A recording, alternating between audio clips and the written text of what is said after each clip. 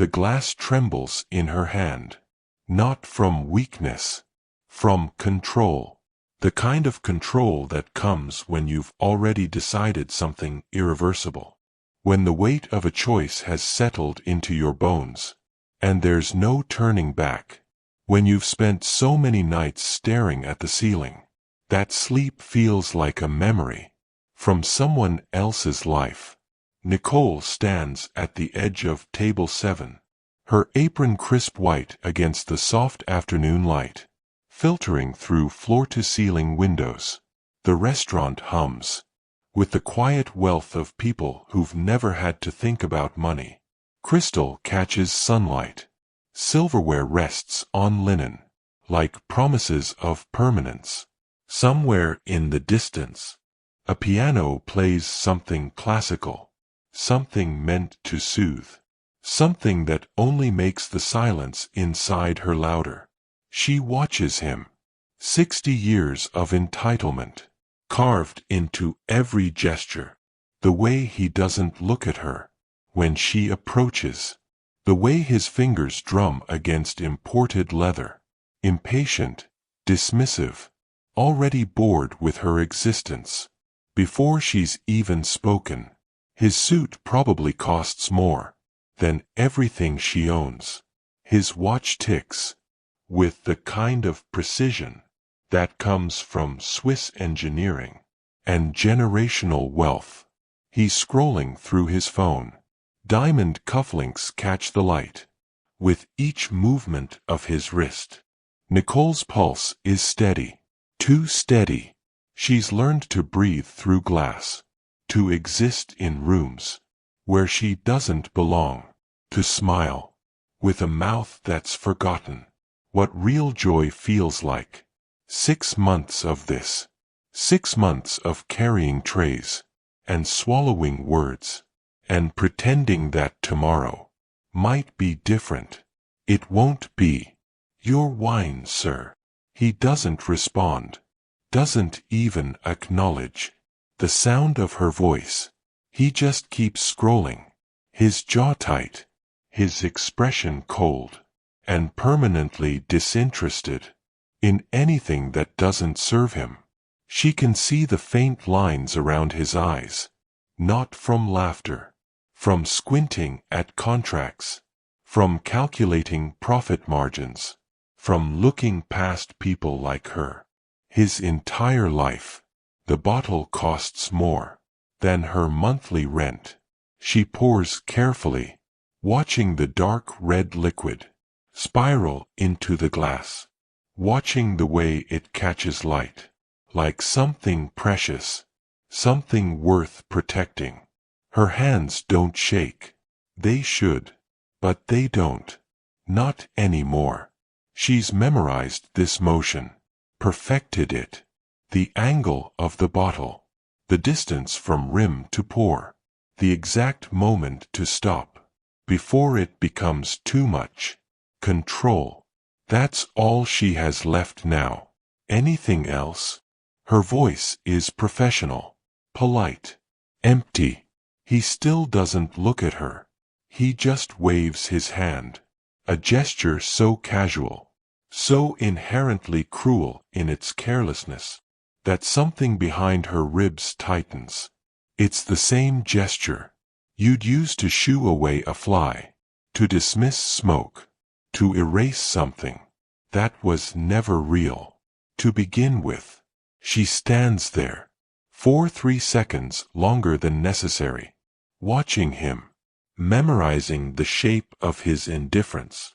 The way his shoulders sit. Too comfortably in expensive fabric. The way he breathes. Like someone who's never had to fight for air. She wonders if he's ever looked at himself in a mirror. And seen a stranger. Staring back. Probably not. Men like him don't question themselves. Then she turns to leave. Her steps measured. Her breathing controlled. Her mind somewhere else entirely. Somewhere darker. Somewhere final. Somewhere she's been living. For the past 6 months. Without telling a single soul. The apartment that's too quiet. The letters she hasn't opened. The phone calls she doesn't return. The mornings, when getting out of bed feels like lifting concrete. She doesn't know it yet, but he's already decided her fate. And she's already decided his. The afternoon light shifts. A cloud passes. The restaurant dims. For half a second. Then brightens again. And in that flicker of shadow, something changes. Outside, traffic moves. Like blood through veins. Inside, the air feels thinner. Sharper. Like the moment before lightning strikes. When everything goes still. And you can taste metal on your tongue. No one notices. Not the couple by the window, debating between lobster and steak. Not the hostess checking reservations, with perfect posture and rehearsed smiles. Not the chef calling orders in the kitchen, his voice rising and falling, like ritual. Not the sommelier polishing glasses, with white cloth, until they disappear into transparency. No one sees it coming. Nicole reaches the service station and sets the bottle down. The glass makes a soft sound against marble. Final, decisive.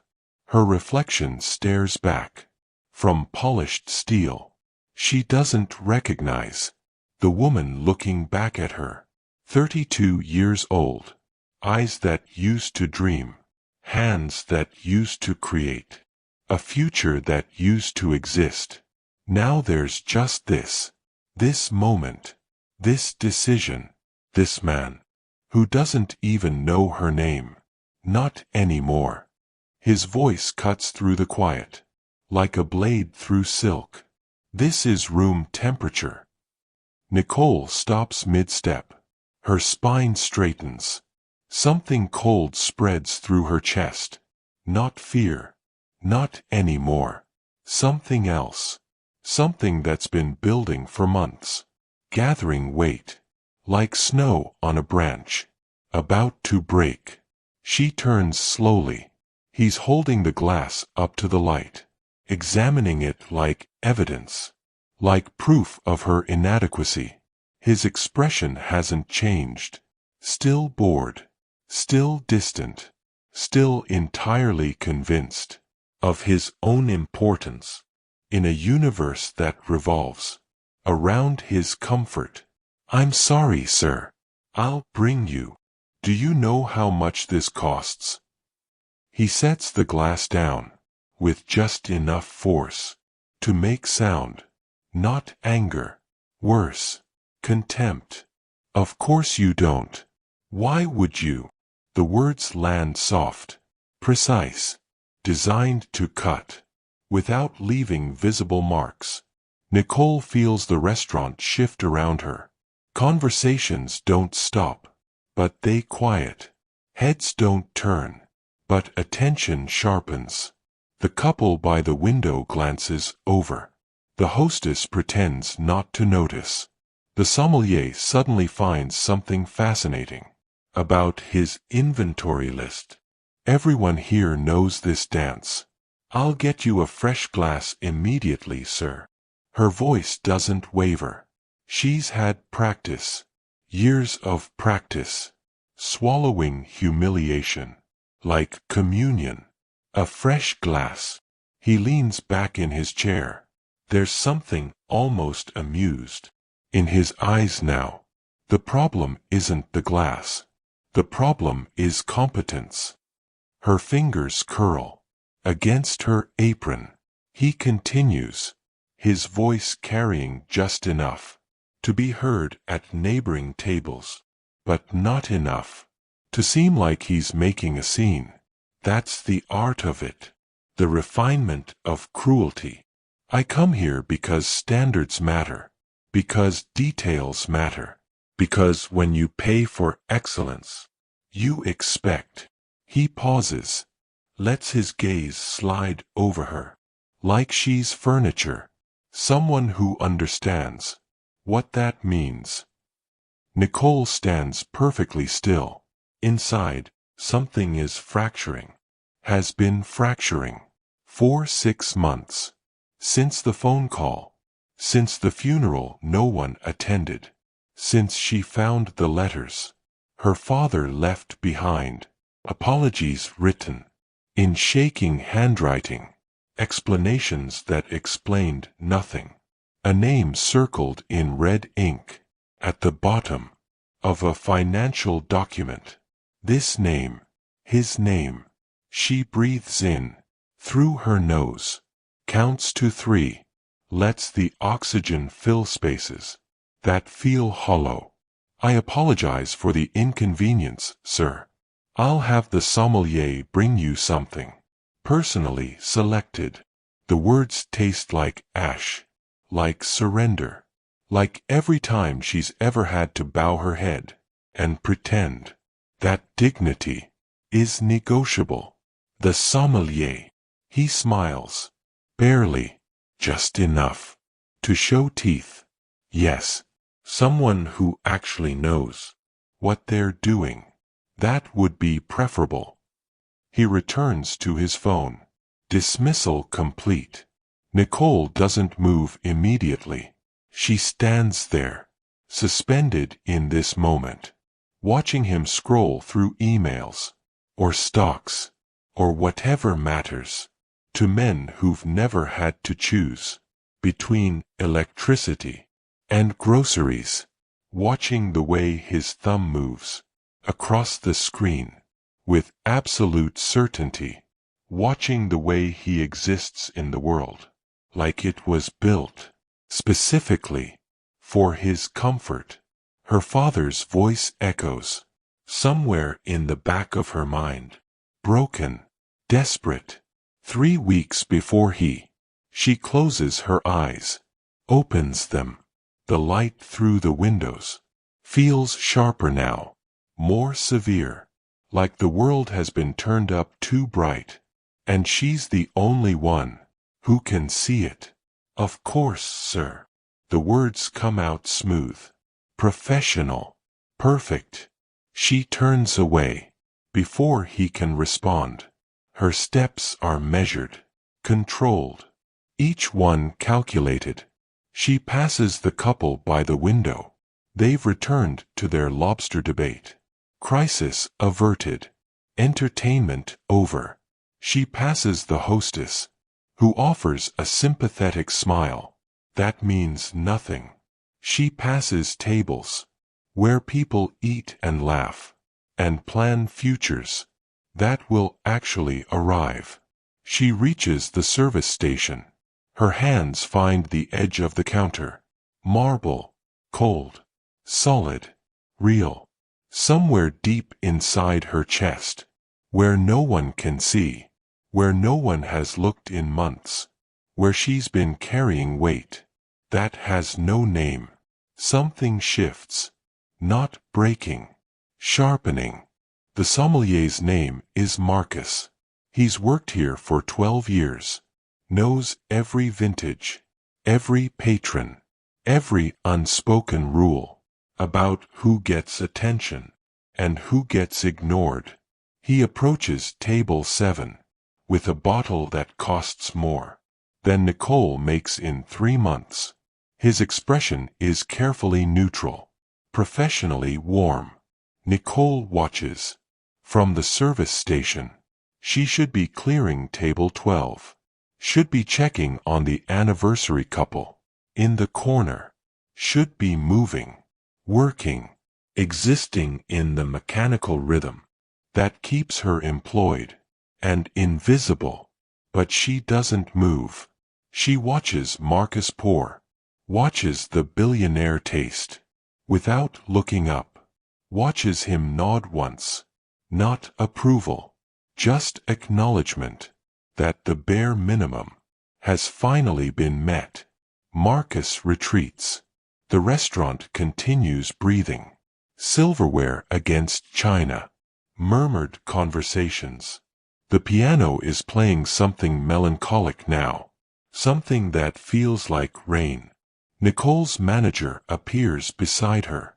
Laura, 45. Kind eyes. Too kind. For this industry. You okay? Her voice is low.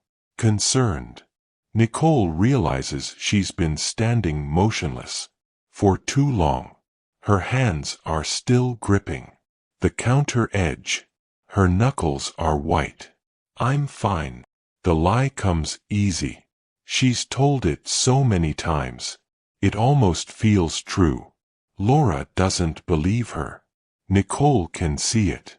In the slight tilt of her head. The way her mouth opens. Then closes. Deciding against whatever she was going to say. They've had this conversation before. After the funeral. After Nicole came back to work. 3 days later. With eyes that looked like bruises. Table 12 needs their check. Nicole nods. Releases the counter. Feels blood return to her fingers. She moves through the restaurant. Like a ghost. Presents the check. Smiles when they thank her. Watches them leave. A 20% tip. And feels nothing. When she returns.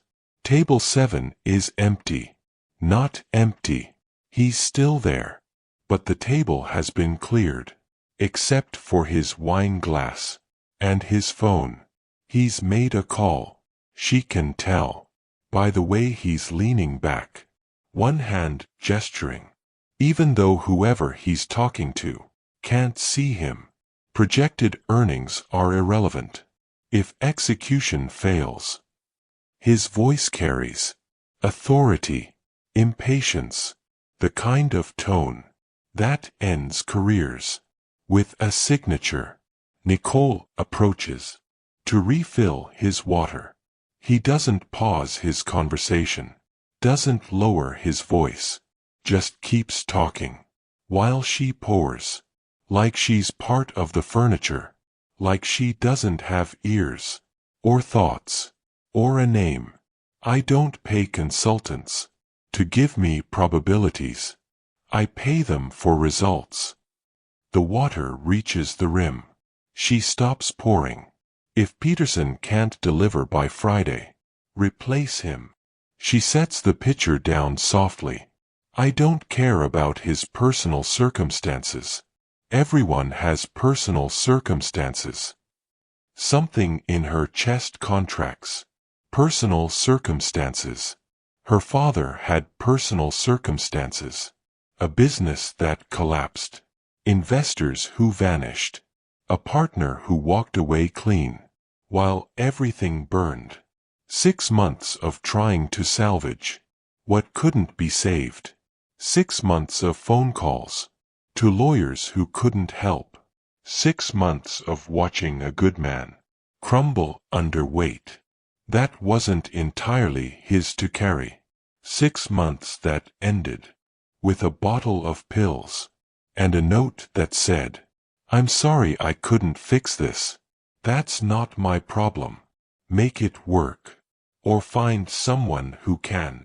The billionaire ends the call. Sets his phone down. Picks up his wine glass. Nicole is still standing there. He notices. Finally. Looks up at her. With eyes that hold no recognition. No curiosity. Nothing but vague irritation. At her continued presence. Something else. Her throat feels tight. She has a question. Has had it. For 6 months. Has carried it. Through sleepless nights. And endless shifts. Did you know what you were doing to him? Did you care? Do you even remember his name? But she doesn't ask. Instead, she hears herself say, Your entree will be out shortly, sir. Fine. He's already looking back at his phone. Nicole walks away. Her legs feel distant, like they belong to someone else, like she's watching herself move through water, or smoke, or some substance. That makes everything slower, heavier, more deliberate. She passes the kitchen. The heat and noise feel overwhelming suddenly. The chef's voice calling orders. Pans clattering. Someone laughing. About something. That doesn't matter. She keeps walking. Past the dining room. Past the hostess stand. Into the narrow hallway, where they keep extra linens, cleaning supplies, and the small window that looks out onto the alley, where delivery trucks unload at dawn. She stands at that window, presses her forehead against cool glass. Outside, the city continues. Cars, people, lives being lived by those who still believe in tomorrow. Her father believed in tomorrow once, built his entire existence around it, worked 60-hour weeks, missed birthdays, holidays, moments that can't be returned, all for a future that was stolen by men in expensive suits who never lost a single night of sleep. Nicole's hand moves to her apron pocket. Inside, folded small, carried for weeks now, is a piece of paper. Not her father's suicide note. That's locked away somewhere. She'll never look at again. This is different. This is a financial document she found in his office. A contract. A partnership agreement. And at the bottom, in her father's handwriting, shaking and desperate, he knew, and he walked away. Beneath that, a name. The same name she saw today, on a platinum credit card, when the billionaire paid for his wine. The same name that destroyed everything. Nicole doesn't know how long she stands at that window. Time feels negotiable here. Elastic.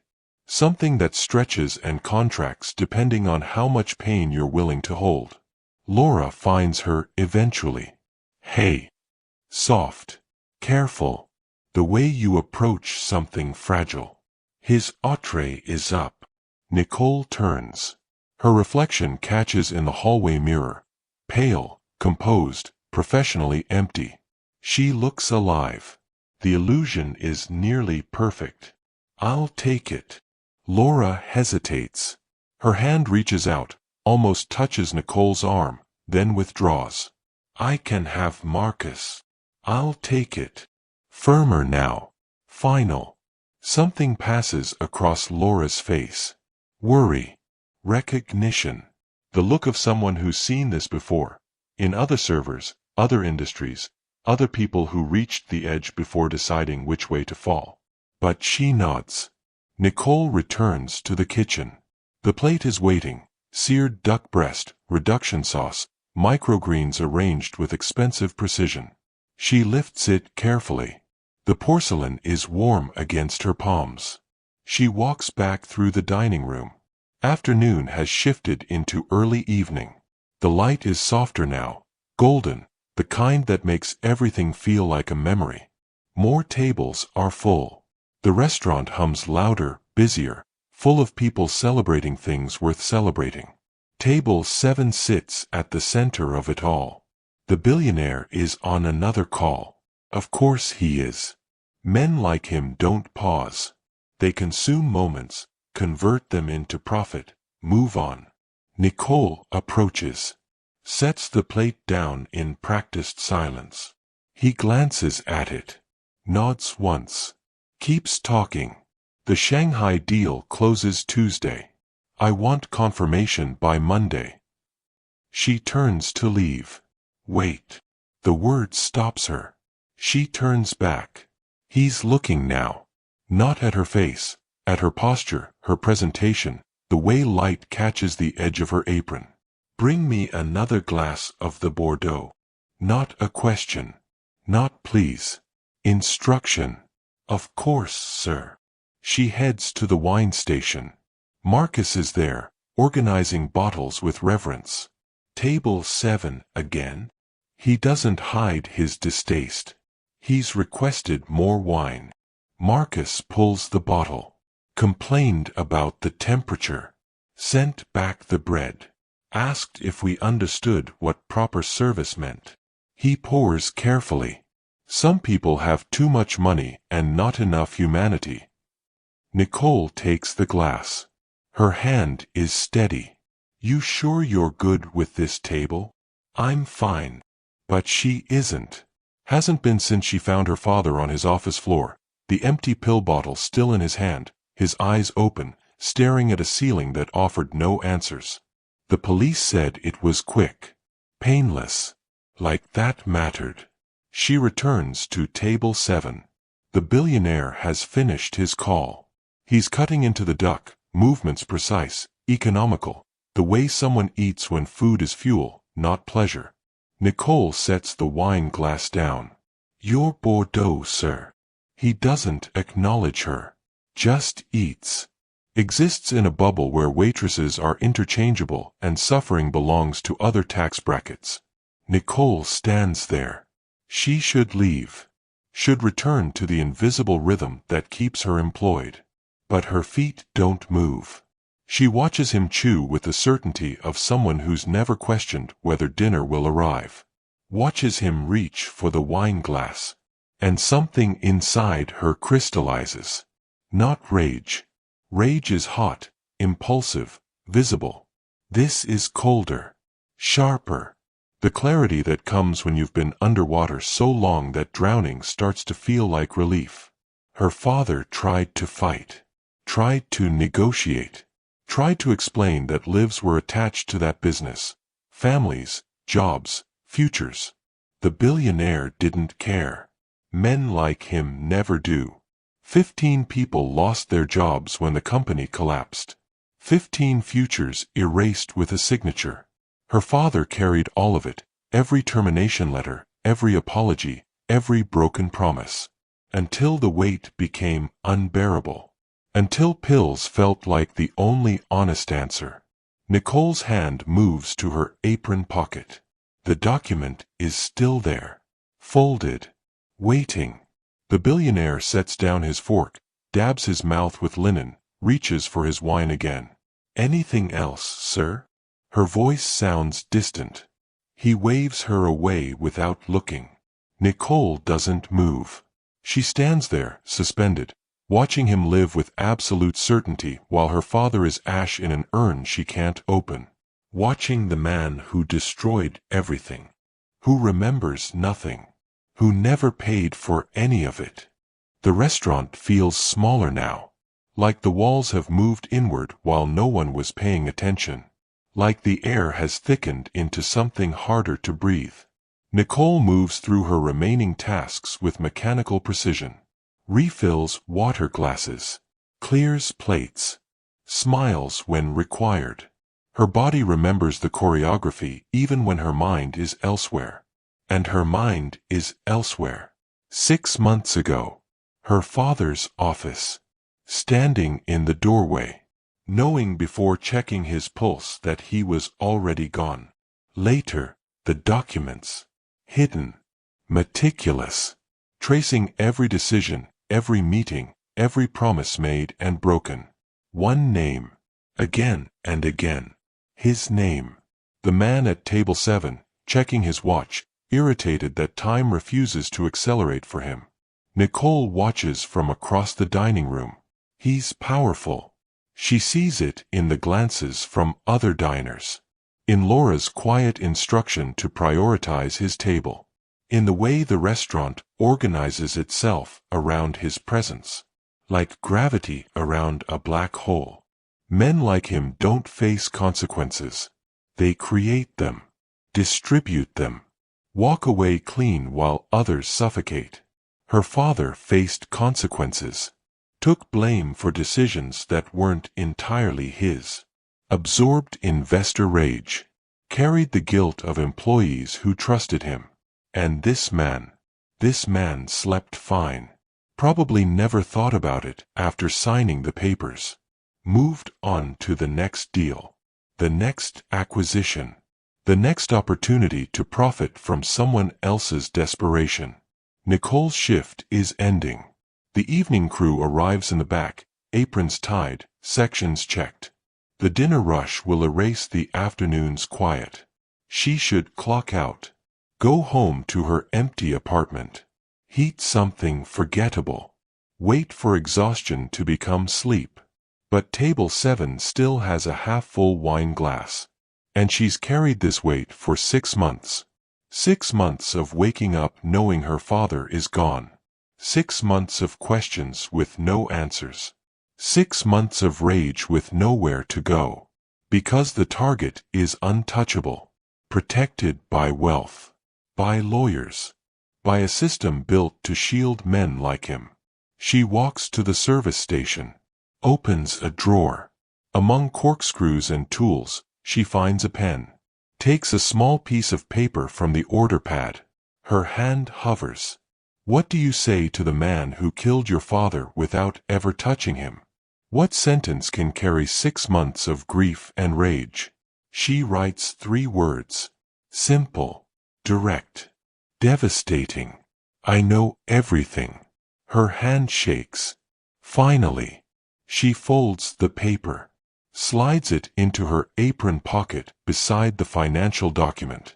Across the room, the billionaire signals for his check. That same dismissive wave. Nicole inhales. This is it. The moment building since she recognized his name on the reservation list. Since she volunteered for his table. Since the weight of her father's death sharpened into purpose. Laura appears. Table 7 wants his check. I can. I'll do it. Quiet. Final. The total is obscene. A single meal costing more than a month of groceries. He won't notice. Will expense it. Turn human effort into a deduction. Nicole places the check in the leather folder. Walks toward table 7. Each step feels weighted. Irreversible. The billionaire finishes his wine. A dark red trace clings to the bottom of the glass, catching the light like blood. She sets down the check. Whenever you're ready, sir. He hands her his platinum card without looking. Their fingers don't touch. He signs. Tips 15%. Not generous. Not cruel. Just sufficient. Nicole takes the receipt. This is the moment she should walk away. Instead, her hand slips into her pocket. Finds the folded note. She places it on the table. Sir. Her voice is barely a whisper. I'm sorry. He looks up. Confused. Annoyed. His hand reaches for the note. And Nicole turns away. Before he can read the words that will change everything. Nicole doesn't run. Running would draw attention. Running would shatter the illusion of normalcy she still needs for a few more minutes. She walks to the back hallway. Past the restrooms. Past the manager's office. Into the small break room where metal lockers smell of industrial cleaner and other people's lunches. Her hands shake as she opens her locker. Inside, her phone. Her keys. A jacket she won't need. And the weight of what she's just done pressing against her ribs like a stone. She sits on the bench. Tries to breathe. Behind her eyes, she sees him opening the note. Unfolding the paper. Reading 3 words that mean nothing to him, and everything to her. I know everything. What will he do? Call her back? Demand an explanation? Laugh it off as some strange attempt at extortion from a server whose name he'll never remember? Or will he understand? Will something flicker behind those bored, entitled eyes? Some fragment of recognition? Some buried memory of a deal gone bad, a partner left behind, collateral damage signed away without a second thought? Does he even remember her father's name? Nicole closes her eyes. Beyond the thin walls, the restaurant swells with the dinner rush. Voices layering over voices. The comfortable noise of people who believe tomorrow will arrive as promised. The door opens. Laura stands in the doorway, her expression unreadable. He wants to speak with you. Nicole's stomach drops. What? The man at table 7. He asked for you specifically. Says it's important. The room tilts. Nicole grips the edge of the bench. Did he say what about? Laura shakes her head. Just that he needs to speak with you before he leaves. She hesitates. Nicole, what's going on? Nothing. It's nothing. It doesn't look like nothing. Nicole stands. Her legs feel uncertain, like the floor has become theoretical. I'll take care of it. She walks past Laura, down the hallway, back into the dining room, where evening light has turned everything golden, softer, prettier than it has any right to be. Table 7. He's standing now, not sitting. His posture rigid. The note is in his hand, unfolded. The paper impossibly small against his palm. Nicole approaches. Every instinct tells her to turn around, to leave through the kitchen exit, to disappear into the city and let this moment dissolve into the past. But her feet keep moving. She stops 3 feet from his table. You wanted to speak with me, sir? His eyes meet hers, for the first time all day. Not through her. Not past her. At her. And what she sees isn't anger. It's worse. Recognition. What is this? His voice is quiet, controlled. But there's an edge beneath it, something sharp, uncertain. I think you know, sir. Who are you? The question hangs between them. Who is she? A grieving daughter. A struggling server. A woman who found her father dead and has been dying slowly ever since. One shift at a time, one smile at a time, one performance of normalcy at a time. My name is Nicole. She pauses. Lets the moment breathe. Nicole Henderson. She watches his face. Waits for the flicker. The connection. The moment her last name unlocks the memory of another Henderson, one who begged for help, sent emails unanswered, made calls that went to voicemail, tried everything until giving up became the only option left. The billionaire's jaw tightens. He remembers. Henderson, he says carefully, testing the weight of it. Robert Henderson was my father. The restaurant continues around them. Laughter, conversation, silverware clinking. Life happening everywhere except in this small circle where 2 people stand separated by 3 feet and 6 months of ruin. His hand crumples the note slightly.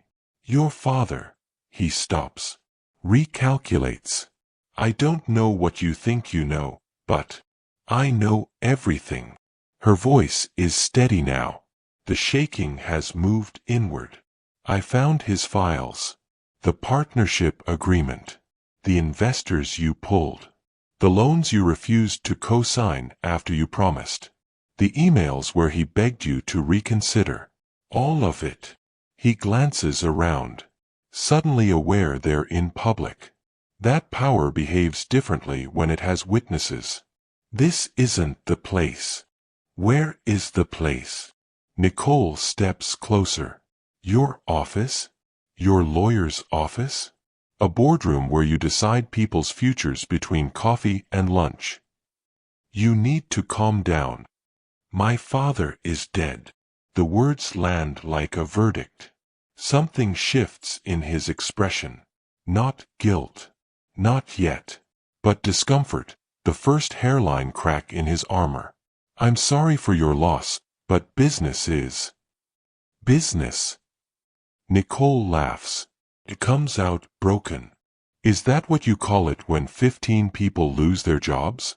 When a man works 60-hour weeks for 30 years and loses everything? When his daughter finds him dead in his office because the weight became too much to carry? I didn't. You did. Her voice drops to a whisper. Intimate. Devastating. You knew exactly what you were doing. You walked away clean. He paid the price. The billionaire's hand tightens around the note. And for the first time all day, for the first time in years, he doesn't know what to say. The silence between them stretches. Around them, the restaurant breathes. Oblivious. The world continuing while theirs has stopped. The billionaire looks down at the crumpled note, at 3 words that have peeled back the veneer of his afternoon, exposing something he believed was buried deep enough to stay hidden. When he speaks again, his voice is different, lower, stripped of its earlier dismissiveness. I didn't know he. He stops, tries again. Business decisions are complicated. There are factors you don't understand. Then explain them to me. Nicole's eyes are dry now, past tears, past the soft edges of grief. Explain how walking away from a binding agreement was complicated. Explain how letting a good man take the fall for losses you could have absorbed was necessary. Explain how you sleep at night. He shifts his weight. For the first time today, he looks uncomfortable in his expensive suit. It was business. Nothing personal. Nothing personal. Nicole repeats the words slowly, tasting them. My father's funeral had 11 people. 11. Because he was too ashamed to exist in rooms where people knew him as something other than a failure. The billionaire's fingers loosen around the note. He sent you 37 emails, Nicole continues. 37 attempts to negotiate. You answered 3 times. Each response was some version of, my lawyers will be in touch. I have hundreds of dealings. You personally promised him. Nicole steps closer. April 14th. The Grandview Hotel. You shook his hand. Told him you were partners. He showed me the photo. Both of you smiling. Toasting to the future. The billionaire's jaw tightens. He believed you, Nicole says. Her voice cracks, just slightly. He trusted you the way people like him trust people like you. Completely. Markets shifted. I had to protect my interests. While he protected yours. Nicole's hands curl into fists. He took the meetings alone. Signed the liability papers alone. Stood in front of 15 employees and ended their jobs alone. All while you were eating duck and complaining about wine temperature. The billionaire's face flushes, anger or shame, it's hard to tell. What do you want? Sharp. Defensive. Money. Is this blackmail? I don't want your money. Nicole laughs. Short. Broken. I wanted you to know. Know what? That you killed him. The words land like a verdict. I didn't. You did, Nicole says quietly. Final. Maybe not legally. But you crushed him and walked away. She breathes. When the shame and the debt became unbearable, he swallowed a bottle of pills and... She stops. The billionaire has gone pale. I didn't know, he says. Quietly. I swear. Would it have mattered? Nicole studies him. If you'd known, would you have done anything differently? Or would you have sent flowers and moved on to the next deal? He doesn't answer. Nicole reaches into her apron pocket and pulls out the second document. Her father's handwriting shaking across the bottom of a financial statement. He knew. He knew, and he walked away. She sets it beside the empty wine glass. I found this in his office. Along with the dissolution papers. Along with a note where he apologized for failing everyone. The billionaire looks at the document. Doesn't touch it. What do you want me to say? Nothing. Nicole steps back. There's nothing you can say. No apology that returns what was taken. I needed you to know that your decisions have consequences. She turns to leave. Wait. Nicole stops. Doesn't turn around. I genuinely didn't know he. Yes, you did. She looks back over her shoulder. Maybe not the details. But you knew what happens when people like you walk away. You've seen it before. You'll see it again. The difference is, now you know his name. The restaurant feels muted. Not silent. Just held. Nicole walks away from table 7. Past Laura's wide eyes. Past the kitchen plating something beautiful. Out the front door. Into the evening, where the air finally feels like something she can breathe. The city is loud. Traffic. Voices. The perpetual hum of existence. That never stops. Never pauses. Never acknowledges individual grief. Nicole stands on the sidewalk. Outside the restaurant. The evening air is warm. Almost suffocating. She can feel sweat gathering.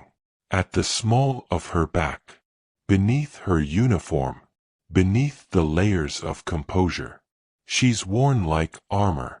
Her hands are shaking now. Violently. All the control she maintained inside has dissolved. The moment she stepped outside, she did it. She actually did it. Confronted him. Said the words she's rehearsed in her head 1,000 times. Placed her father's death at his feet and made him look at it. But she doesn't feel better. Isn't that what's supposed to happen?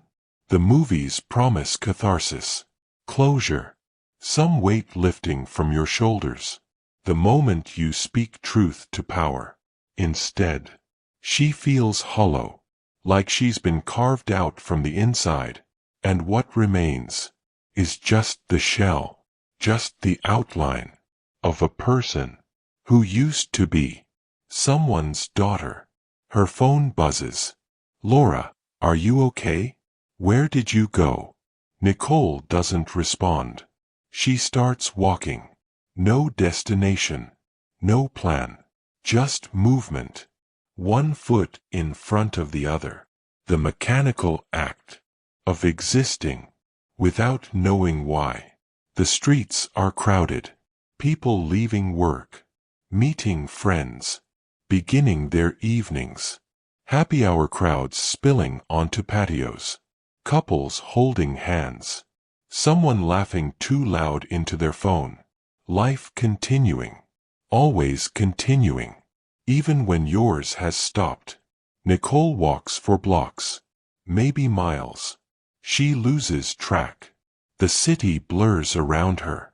Storefronts, restaurants, the glowing screens of 1,000 distractions. She finds herself at the bridge. Not the famous one. Not the tourist attraction. The small pedestrian bridge. Over the river. That cuts through downtown. Joggers pass. Cyclists weave. People lean against the railing to watch water move beneath them, like time made visible. Nicole stops. In the middle. Grips the metal railing. The water below is dark. Reflecting city lights. That shimmer. Break. Reform. Moving fast. Always moving. Her father stood on a bridge once. Different bridge. Different city. Years ago. When she was still small enough to sit on his shoulders. He told her. That water doesn't remember where it's been. That every drop is new. Every second. That the river flowing past them now would be in the ocean tomorrow. And someone else's river. The day after that. She didn't understand then. Thought he was being poetic. Philosophical. The way fathers sometimes are. When they're trying to teach lessons. Their daughters are too young to absorb. But maybe he was talking about himself. About wanting to be water. To move forward. without carrying everything behind, to exist in the present, without the weight of accumulated mistakes. Nicole's phone buzzes again. Multiple messages now. Laura, Marcus, even a number she doesn't recognize. She silences it, stands there, feeling the vibration of traffic through the bridge, the pulse of the city, the relentless forward motion of everything except her. She thinks about her father. In those final weeks, how quiet he became, how he stopped making eye contact, how he'd sit at the kitchen table, with paperwork spread around him, like evidence of failure, his hands shaking, as he tried to make numbers add up to something survivable. She tried to help, offered to take a second job, to delay grad school, to do something, anything, to ease the burden. He smiled, said she was a good daughter, said he'd figure it out. He didn't figure it out. He gave up. And she's been angry about that. Furious, actually, at him for leaving, at the world for being cruel, at herself for not seeing it coming, for being too wrapped up in her own life to notice how far he'd fallen. But standing here now, staring at dark water, feeling the emptiness where purpose used to be, she understands. Not forgiveness, not acceptance, just understanding. Sometimes the weight becomes too much. Sometimes fighting feels pointless. Sometimes the easiest thing is to stop, to let go, to choose silence over struggle. Her phone lights up again. This time, a call. Laura's name flashing. Nicole answers. Where are you? Laura's voice is tight with worry. That man, the one from table 7, he left, but then came back. He's asking for you again. Says it's urgent. Nicole closes her eyes. Tell him I left. Nicole, what happened back there? You can't just. I quit. Silence. What? I quit. I'm done. Tell him. Tell Marcus. Tell Chef. I can't. Her voice cracks. I can't do this anymore. Nicole, wait. Don't make decisions like this right now. You're upset. Come back. We can talk. There's nothing to talk about. Nicole opens her eyes. Watches a leaf float past. On the dark water. Going somewhere. Going nowhere. Just going. Thank you for being kind to me. I mean that. But I'm done. She ends the call. Silences her phone. Completely. This time. The bridge is quieter now. Fewer people. The sky deepening. Into real night. Stars trying to compete. With city lights. And losing. Nicole stands there. For a long time. Not contemplating anything dramatic. Not considering anything final. Just standing. Existing. Letting the minutes pass. Eventually, she turns away from the railing. Starts walking again. Back toward her apartment. Back toward the small space she's avoided. Because it's too quiet. And quiet makes room for thoughts she can't handle. But maybe that's what she needs now. The quiet. The thoughts. The reckoning. With what she's done. What it means. And what comes next. She confronted him. Spoke truth. Made him see. And now she has to figure out how to live with the fact that it changed nothing except her. Nicole's apartment is exactly as she left it that morning.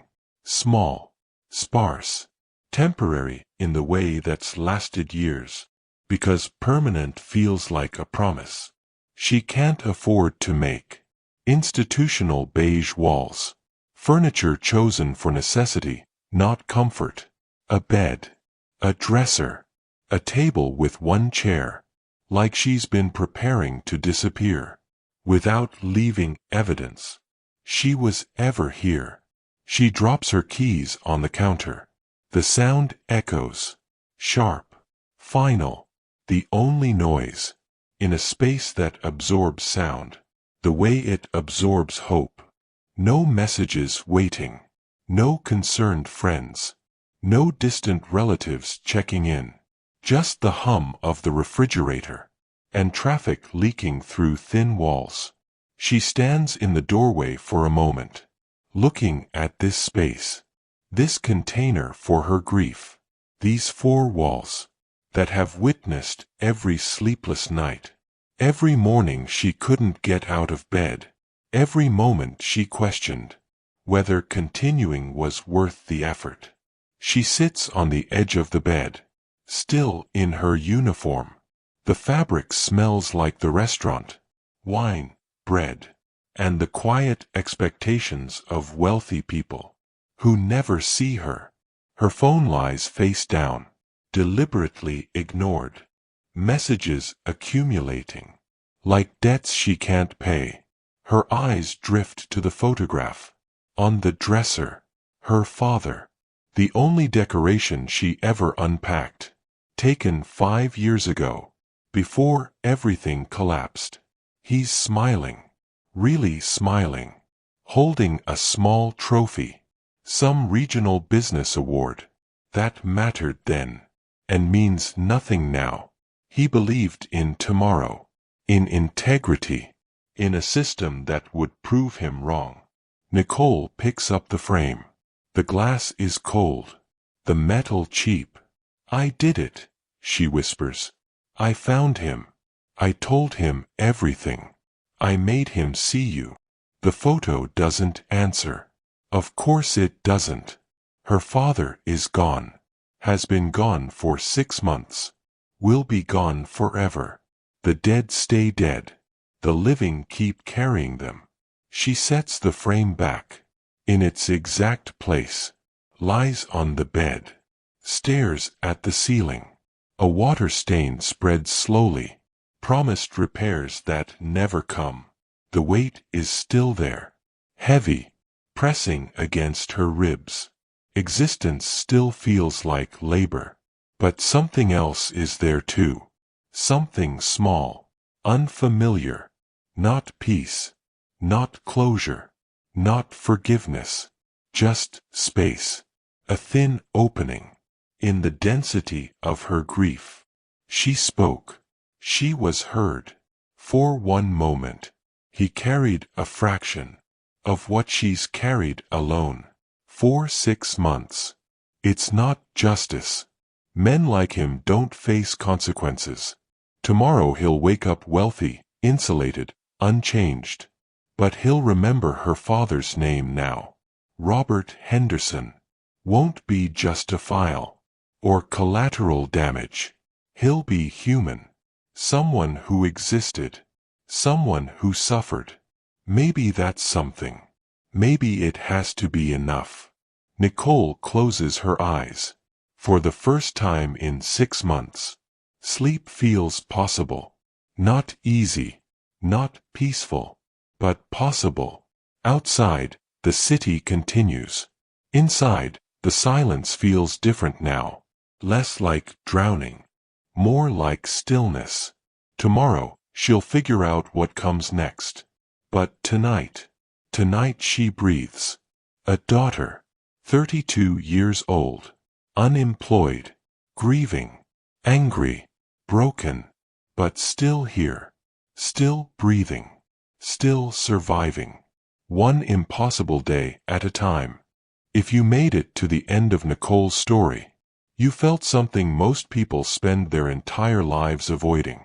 The raw, unfiltered truth about power, loss, and what happens when silence finally breaks. This wasn't just a story. It was a mirror.